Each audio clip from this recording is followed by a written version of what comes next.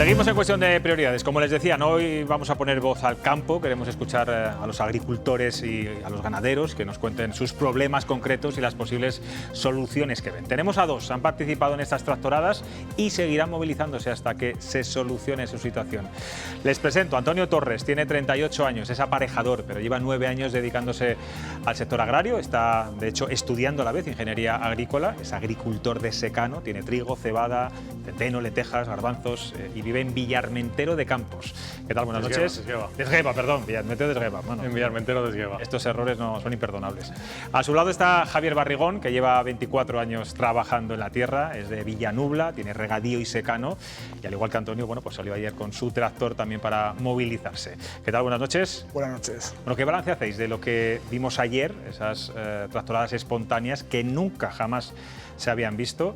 Me imagino que seguiréis peleando hasta el final, Antonio. Bueno, pues yo creo que el balance es muy positivo, porque la verdad es que creo que se ha logrado algo que hacía mucho que no pasaba, que era la unión del campo. Y parece que Bruselas lo ha conseguido, unir a todos los agricultores y a todos los ganaderos, ¿no? No sé cuántas cifras de tractores han dado, pero yo nunca he visto nada igual. Y los más mayores de casa me dicen, esto ha sido increíble, ¿no? Entonces creo que el balance es positivo. Sí que me gustaría decir que lamentamos a la gente que haya podido llegar tarde al trabajo, que se haya visto afectada por los cortes, por el tráfico, pero sí que es verdad que es una pena que vivimos en una sociedad que o molestamos o no se nos escucha, porque luego hablaremos un poco de las reivindicaciones, esto lo llevamos diciendo muchos años en nuestros pueblos. El problema que tenemos es que nadie escucha a los pueblos. Entonces tenemos que venir a las ciudades a incordiar de vez en cuando. Bueno, recibisteis también muchos aplausos de muchos ciudadanos. Por supuesto, en algunos lugares. Sí. La sociedad creo que está claramente con nuestras demandas.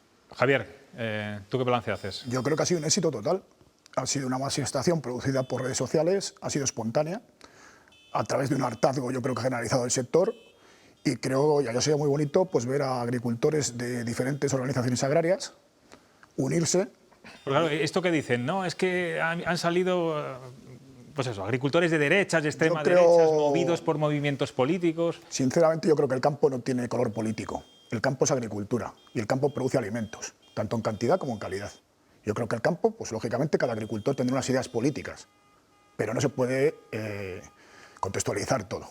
Entonces, yo creo que, bueno, creo que los que salimos ayer somos todos agricultores, ese es el común denominador. Y creo que habría votantes de todo tipo de partidos políticos, pero creo que el común denominador nuestro es lo que estamos reivindicando. Entonces yo creo que tampoco tiene cabida decir que se ha hecho a nivel de partidos políticos, de extrema, etcétera, etcétera. Yo creo que... Y lo hablamos antes en la mesa. ¿Y en qué lugar quedan los sindicatos agrarios en este momento? ¿Se han quedado un poco atrás? Porque al final, bueno, digamos que no les habéis necesitado para hacer esta gran movilización, ¿no? Pues lo que hemos sido, los agricultores por sí solos han sido capaces de canalizar la unión cuando los sindicatos no han sido capaces de canalizar esa unión. Ayer estábamos diferentes organizaciones, diferentes afiliados a distintos sindicatos agrarios. Entonces ayer fue muy bonito ver que todos, la unión, la piña que hacíamos reivindicando nuestros derechos. Entonces al final yo creo que los sindicatos deberían tomar conciencia de que nosotros hemos sido capaces de canalizar una cosa que ellos no han sido capaces. Y yo creo que al final, hablando todos nos entendemos, y yo creo que el campo necesita unión. Antonio, coincides con Javier, tiene que hacer una reflexión a sopas sobre todo esto que ha pasado. Estoy totalmente de acuerdo, que al final ha sido una movilización totalmente sin colores, eso hay que remarcarlo, y al final es lo bonito, ¿no? Que ha sido lo que nos ha unido, el campo y tal. Está claro que a nivel nacional pues los sindicatos han llegado tarde, eso no hay que dudarlo. Y también, pues oye, pues hay que mirarlo, ¿no? ¿Han llegado tarde incluso a rebufo de lo que estaba ocurriendo en otros países europeos? Hombre, yo creo que la inercia es importante. Claro que sí, la inercia es importante. Entonces creo que se ha llegado tarde y que no se ha sabido aprovechar la oportunidad de cuando inició Alemania, creo que fue el primer país de la Unión que inició las movilizaciones. Sí. De todas las reivindicaciones que hacéis en el sector, se están escuchando muchas estos días: excesiva burocratización, la PAC verde, la competencia desleal de países extracomunitarios, sobre todo en España nos afecta mucho Marruecos, los costes de producción, que es algo que, en fin, que lleváis muchos años sufriendo. ¿Cuál es el que realmente está provocando que vuestras explotaciones, no sé si estén en la ruina, porque se escucha mucho a muchos agricultores, estamos arruinados, o que estén pérdidas? Yo no sé, en tu caso, Antonio, si tuvieras que elegir una, ¿cuál crees? Bueno, yo creo que al final son dos grandes pilares y luego muchas gotas que van colmando el vaso, ¿no?, que ha llegado a rebosar. El primero, el tema de la burocracia de la PAC. Y aquí sí que me gustaría decir que muchas veces el primer gol que nos colaron fue que lo llamaron ayudas. Y no es una ayuda, es un pago compensatorio, es una indemnización. ¿Vale? Es una indemnización que sale al agricultor porque nosotros ni ponemos el precio de las cosas que compramos, ni ponemos el precio de lo que vendemos. Entonces, si no hubiera esa indemnización, ¿cuánto valdrían los alimentos? Eso es el primer punto. Nos dijeron que iba a haber una simplificación de la PAC y la complejidad administrativa y burocrática de la nueva PAC es impresionante. En la agricultura, 2 y 2 no son 4, a veces son 3 y a veces son 5. Y lo que no se puede poner es fechas ni puertas al campo. No se puede decir que no se puede entrar en las parcelas hasta el 1 de septiembre. No se puede decir que no se puede tirar nitrógenos en laderas del más del 10%, que no se puede tirar en terrenos helados. Vamos a ver, cada situación, cada agricultura y cada agricultor es un mundo, y en España somos muy diversos. Pues vamos a intentar acoplarlo y vamos a dar flexibilidades. Ese es el primer punto. Y luego el segundo, el tema de la competencia desleal, que es algo que nos atañe a nosotros como productores, pero también como consumidores, porque nosotros también comemos, ¿vale? Entonces, oye, que está claro que si hay materias activas que están prohibidas porque suponen un riesgo para la salud, bien, de acuerdo, sí, estamos totalmente de acuerdo, no queremos utilizarlas, pero no queremos comérnoslas, ¿vale? Y eso la gente lo tiene que saber, que ahora mismo vamos al supermercado y metemos en la cesta de la compra productos que no tienen las mismas calidad que los productos que tenemos en España. Las mismas garantías. Las mismas garantías. Las mismas exigencias, animal, ¿no?, desde la Unión Europea. Eso es. Javier, en tu caso, tú tienes regadío secano, me imagino que coincides con Antonio. Depende Depende mucho de los cultivos, entiendo, ¿no? Pero yo creo que el mayor problema que tiene ahora mismo el contexto agrícola europeo son los precios. O sea, venimos de un contexto, de una guerra de Ucrania, se hace una PAC que yo creo que ha nacido ya vieja desde el primer momento, ¿vale? El 24 de febrero invade Rusia Ucrania, saltan las alarmas alimentarias, saltan las alarmas, entonces los barbechos nos los mandan sembrar, que prácticamente hasta las cunetas había que sembrarlas porque había una crisis alimentaria, y ahora, 2 años después, resulta que los aranceles a Ucrania prácticamente se han suspendido, y yo creo que había que revisar la política de aranceles con Ucrania. Lo que no se puede es invadir los puertos de grano. Lo que está haciendo es hundir los precios en origen del agricultor español. Entonces, ¿qué pasa? Nosotros los costes de producción, aquí un trabajador tiene unos derechos sociales que en otros países no les tienen. Aquí un trabajador tiene un trabajo digno, con un sueldo digno, y no estamos en igualdad de condiciones con otros. Entonces, al final, por la caridad entra la peste. A mí me da mucha pena el pueblo ucraniano, me da mucha pena toda esa guerra, pero yo creo que tenía que tomar medidas la Unión Europea, ¿vale? Poner medidas, adoptar medidas y pagar toda esa pérdida de renta que tenemos. Porque ahora mismo, antes de la guerra, estuvo un virus y resulta que el ratio de precios en el virus, entre el virus y la guerra, era de 280, 270 euros tonelada. Resulta que a día de hoy estamos en ratios de 200. 200 euros tonelada con los costes de producción que tenemos. En cosechas medias venimos de 2 años malísimos, venimos de 2 años que prácticamente, dependiendo zonas, pues se ha cogido muy poca cosecha. Pues la rentabilidad, estamos en el umbral de la rentabilidad, si no en pérdidas. ¿Y es la Unión Europea la única administración que tiene, digamos, la llave o la clave para poder solucionar todos estos problemas? ¿El resto de administraciones poco pueden hacer? Vamos a ver, esto va dirigido, lo que es el pilar es la Unión Europea, es la burocracia de Bruselas. Luego, por supuesto, tienes dependencias como puede ser la Junta de Castilla y León, la Junta de Andalucía, la Junta de... Las comunidades autónomas. Las comunidades autónomas. Pero al final y luego tienen pues, cierta flexibilidad a la hora de tomar políticas. Europa manda unos requisitos, manda unas directrices y luego yo creo que las comunidades autónomas tienen una pequeña flexibilidad, pero los que realmente hacen las políticas agrarias es Europa. Y yo creo que estamos en políticas totalmente regresivas. Antonio, hoy ha anunciado el presidente Sánchez ese refuerzo de la ley de la cadena alimentaria, una ley que lleva reformada desde hace, si no me equivoco, 3 años. Se demuestra que no estaba funcionando, que no hay controles suficientes. ¿Qué está pasando ahí para que ahora se hable de refuerzo, que parece como un compromiso que siempre está ahí? No lo sabía. ¿Ha matizado cómo va a ser ese refuerzo? No, es el anuncio. Los políticos nunca entran al detalle. El anuncio. Bueno, pues yo creo que el resumen es claro. Cuando tú vas a un supermercado y 1 litro de agua vale más que 1 litro de leche, eso no puede ser. Eso yo creo que no tiene ningún sentido, ¿no?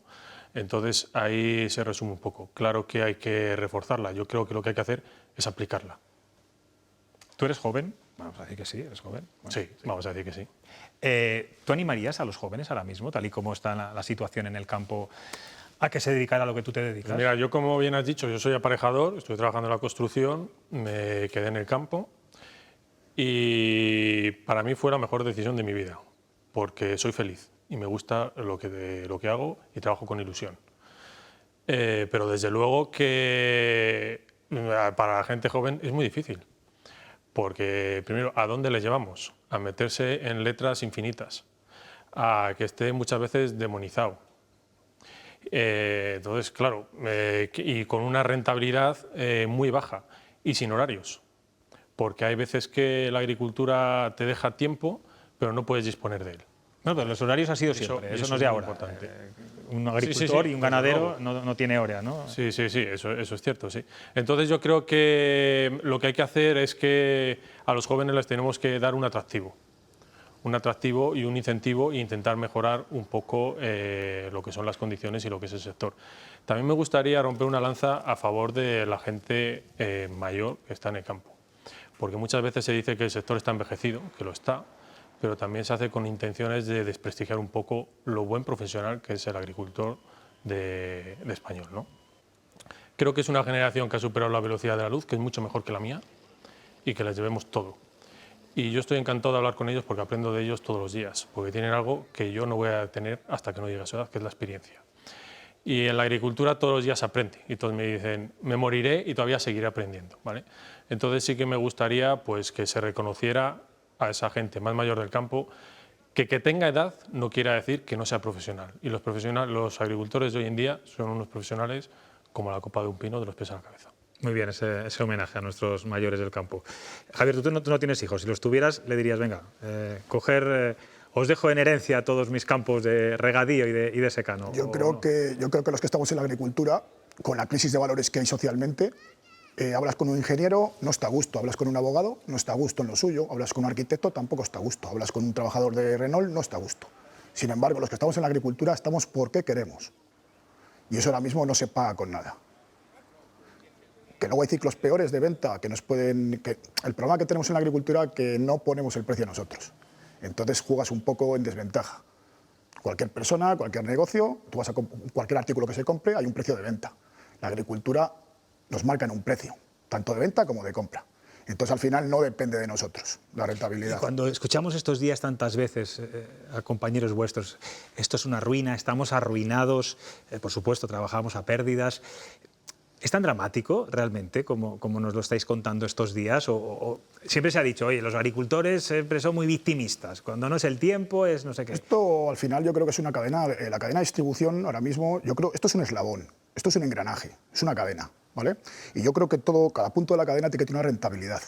Lo que no se puede tener una rentabilidad de un 4.000 por 1.000, ciertos sectores, digamos, la cadena de distribución, por ejemplo, y el agricultor, o en este caso el ganadero, el agricultor, no tenerla, o tener un mínimo de rentabilidad. El agricultor hoy por hoy tiene un capital soportado, yo creo que grande. Entre inmuebles, naves, tierras, regadío, el otro, tiene mucho capital soportado. Entonces yo creo que tiene que ir acorde a la rentabilidad. Entonces, al final, no es que digas es que es un negocio ruinoso, porque no lo es, porque si fuera ruinoso no estaríamos ninguno. Lo que pasa es que yo creo que se puede mejorar mucho la eficiencia de la agricultura, sobre todo en costes de producción, en rentabilidad, muchas cosas, pero claro, tiene que haber voluntad política. Antonio, los políticos, habla de la voluntad política, estamos escuchando a todos los partidos, todos os apoyan, las reivindicaciones son justas, hablamos de absolutamente todos, desde Sumar hasta Vox, vamos a irnos a los dos extremos. ¿Os estáis sintiendo un poco utilizados estos días, estos últimos días por los políticos? Que es verdad que yo la verdad haber es hecho que antes otras cosas, ¿no? No he escuchado nada a los políticos estos días. Porque lo que no has más, querido, ¿no? No, porque estamos en un momento, como hemos dicho al principio, que estamos sin banderas. Entonces, ahora mismo no nos importa. Sí que queremos que nos escuchen, pero que nos escuchen ahora nuestras reivindicaciones y también que nos escuchen a lo largo de todos los meses, ¿no? Que no solo os están escuchando, eso segurísimo. Otra cosa es, olviden. ojalá que hagan cosas. Tengo aquí a 3 contertulios que también nos van a hacer preguntas. Jesús Quijano. Bueno, pues os haría un poco la siguiente reflexión, en lo que tiene de reflexión y en lo que tiene de pregunta también, ¿no? Hay una evidencia, la movilización de estos días y seguramente lo que falte también es un éxito, eso no hay duda, y por tanto habéis avanzado, yo creo que una parte importante del camino en reivindicación, sensibilización, concienciación de la sociedad, que la había, pero siempre eso se duerme y cuando hay una tal, revive, ¿no? Claro, me imagino que contempláis el día después de la movilización, esto es, ¿cómo debe empezar la fase de negociación? Porque toda movilización tiene como objetivo una negociación. ¿Con qué niveles de representación? ¿Con qué prioridades? ¿Con qué estrategia? Yo creo que esto es lo importante. Cuando la movilización tiene éxito, se rentabiliza si luego hay una estrategia de negociación con aquel al que se hace la reivindicación. Y que añado brevísimamente, ¿dónde veo yo ahí el problema? Claro, vuestra reivindicación, de cuya legitimidad y justicia no dudo, tiene una dimensión casi planetaria en algunas cosas. En la puja agricultura, ganadería, mundo rural, medio ambiente, en el modelo actual, con un modelo económico global donde la competencia y la competitividad es difícil ponerles fronteras, en lo agrario y en lo demás, ¿eh?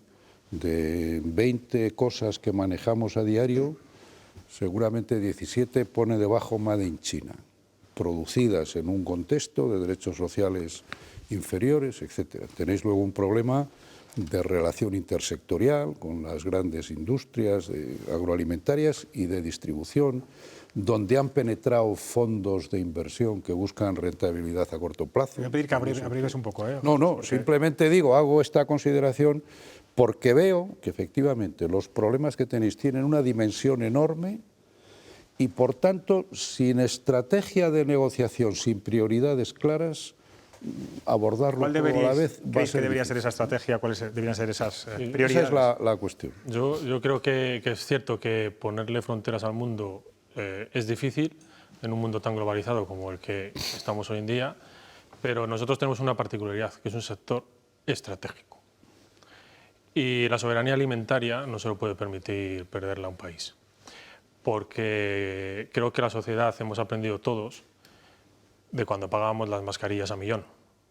Entonces, cuando nos quedamos aquí sin sector primario, el que no vende las cosas también tiene boca y pondrá un precio. Y seguramente no sea barato, porque estaremos dispuestos a pagar lo que sea por llevarnos algo a la boca. Entonces, eso es algo que creo que nos diferencia de otros sectores, que es un sector estratégico. Y luego, pues bueno, pues lo primero que deberían hacer un poco los políticos, yo creo que es escucharnos, ¿no? Y cuando se tomen decisiones, que lo hagan con agricultores, pero con agricultores que pisan el campo y que digan, bueno, ¿qué problemas hay? Y que no estén tan lejos de la realidad. Yo tengo un sentimiento de que desde donde se toman decisiones se está muy lejos de la realidad. Tenemos un ejemplo. El otro día von der Leyen, cuando anunciaba lo de la reducción de los pesticidas, lo dijo claramente en el Parlamento. Vamos a recular, vamos a volver a hacer ese proyecto para escuchar al campo. Daba a entender, claro, que no se les había escuchado. No, bueno, es que eso del 50% de las materias activas, eso es algo muy curioso, porque tú lo lees así y dices, bueno, pero es que en realidad no es así. Es decir, el tema ese del 50% de las materias activas es que se van a reducir, pero si Antonio en las fechas que cojan, año 22, año 23, ha utilizado de fungicida 10 litros, los años próximos va a utilizar 5 litros. Entonces se puede dar la casuística de que estos años hemos tirado los secanos 0 litros de fungicidas, ¿no? No nos van a dejar tirar fungicidas en los próximos años. Ya. Entonces vamos a ver si somos serios y vamos a ver si escuchamos al campo, nos ponemos en su piel y decimos, bueno, vamos a hacer las cosas, vamos a mejorar. Es un sector que está totalmente todos los días innovando, todos los días mejorando y todos los días mirando hacia adelante, pero hay que tener un poco de cabeza con las cosas que se citan y que se dicen. Rosa. Voy muy rápido, José Luis, para que me dejes hacer dos, pero son Muy breve, muy por favor. cortitas. Una, ¿cómo se consigue hacer un cuaderno digital de explotación, que es uno de los requisitos de la PAC, en lugares donde no hay, que es en muchas partes del campo, donde no llega la cobertura de Internet? Y otra, más rápida, ¿por qué os dejáis identificar o por qué habéis cogido para identificaros las canciones de Manolo Escobar? Cuando estáis trabajando en el campo, en el tractor, ¿de verdad que estáis escuchando Manolo Escobar o cuando estáis arando? Javier, venga, Manolo no me lo Escobar. imagino. Empiezo por la segunda. Yo particularmente me encanta Manolo Escobar. Y me encanta la bandera de España y estoy muy orgulloso de ser español. No es marketing entonces, ¿no? Me gusta Julio Iglesias, me gusta música actual, me gusta todo. Pero Vale, yo sí vale. me la pongo. Yo sí me la pongo. Yo personalmente me la pongo. Muy Además me vengo arriba con esas canciones. Vale, vale. El tema De lo digital, del cuaderno, lugares del donde cuaderno digital de no sé si explotación. es vuestro caso, en Villanubla y en Villarmentero. Bueno, pues yo Esgueva. creo que es que aquí también entra otro problema, que parece que los ciudadanos de los pueblos somos ciudadanos de segunda. Y muchas veces decimos, hay que llenar los pueblos de gente. Pero, ¿para qué? O sea, vamos a ver, quiero decir, tiene que haber unos servicios, ¿no? Tiene que haber un médico, tiene que haber un internet. Es que lo que es tremendo es que no tengamos internet en los pueblos. Nosotros pagamos los mismos impuestos que una persona de ciudad. ¿Por qué no tenemos que tener médico? ¿Por qué no tenemos que tener esas infraestructuras? ¿Por qué hay muchos pueblos que están totalmente con unas carreteras totalmente abandonadas? Bueno, démosles esos servicios a los pueblos, porque sus ciudadanos también se lo merecen, creo yo. Luismi. Yo incidir o concretar un poquito la intervención de Jesús. Los objetivos de la movilización son enormes, pero en algún momento tendréis que volver al campo y tendréis que haber conseguido algo. ¿Qué es lo básico? Porque bien, lo de von der Leyen reduciendo a 50%, no me parece que salgan 500 tractores por el 50% o por el 100%. Habéis hablado de dos cosas muy concretas. La PAC es un desastre. ¿Cuál sería el objetivo? ¿Replantear la PAC de nuevo y empezarla? Dos, habéis hablado de la competencia desleal. ¿Cómo atas a los gobiernos que llevan prometiendo los contratos espejo desde hace años y al final los tomates siguen siendo de Marruecos o siguen siendo de no sé dónde con eso? ¿En qué momento decís, bueno, esto está encauzado, volvemos a las tierras? Javier. Bueno, yo creo que lo primero que hay que hacer es revisar los acuerdos comerciales con países terceros. Aquí si jugamos un partido de fútbol tenemos que jugar todos con las mismas reglas y las mismas condiciones. Aquí lo que no se puede es, no nos dejan usar transgénicos genéticamente modificados, pero en cualquier estantería de cualquier supermercado de Valladolid encuentras alimentos genéticamente modificados. Yo creo que es totalmente una hipocresía por parte de quien compete. Entonces, al final nos traen soja de Argentina, por ejemplo, cuando aquí no se puede plantar soja transgénica, ¿vale? Entonces, luego otra cosa. Luego aquí tenemos unos registros de fitosanitarios, ¿vale?, que cada vez son peores en el sentido de eficacia, ¿vale? Entonces, hay otros países que importamos productos que tienen pesticidas que aquí no nos autorizan. Entonces, luego la trazabilidad del producto cuesta dinero. O sea, saber de dónde viene el lote determinado, de dónde ha salido, de qué granja ha salido el filete, de qué granja ha salido el paquete de galletas, vamos, de qué explotación ha salido el paquete de galletas. Yo creo que esa trazabilidad cuesta dinero y hay países que no la tienen y importamos todo eso de diferentes países. Yo creo que hay que revisar los acuerdos con Mercosur, hay que revisar los acuerdos con países terceros. Luego hay países terceros que prácticamente tienen en condiciones de semiesclavitud a los trabajadores. En Tailandia mueren muchísimos niños cortando caña de azúcar. Y aquí se nos llena la boca de los derechos sociales y resulta que hacemos pleitesía a países que no tienen derechos sociales ninguno. Me parece una hipocresía total. Y yo creo que la gente las cosas hay que decirlas como son, porque parece que la gente tiene miedo a hablar, ¿vale? Y yo creo que ya estamos hartos de que no jugamos con las mismas reglas del juego. No jugamos con las mismas reglas del juego. Aquí nos marcan una serie de burocracia tremendo. O sea, yo lo que no entiendo es que la Agenda 2030 famosa, ¿vale?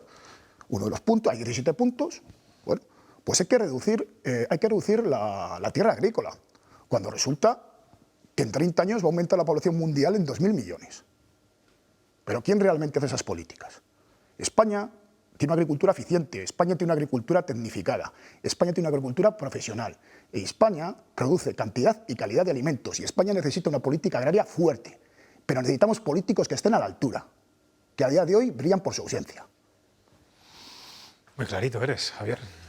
¿Cómo lo ves, Antonio? Pues mira, yo creo que sería bueno empezar por prohibir todas esas importaciones que no cumplen la legislación europea. Y luego otra medida que también creo que se va a llevar a cabo en Francia es el de recuperar algunas materias activas con las que no tenemos sustituto, ¿vale? Entonces creo que eso sería pues un buen empiece, ¿vale? Porque desde luego que hay muchas materias activas que utilizábamos eficazmente y que nos las han prohibido y que ahora no tenemos ningún sustituto. Entonces perdemos en muchos casos nuestra cosecha, en temas de hongos, en temas de pulgones, en temas de malas hierbas. Entonces, pues esas dos medidas serían un buen empiece, ¿no?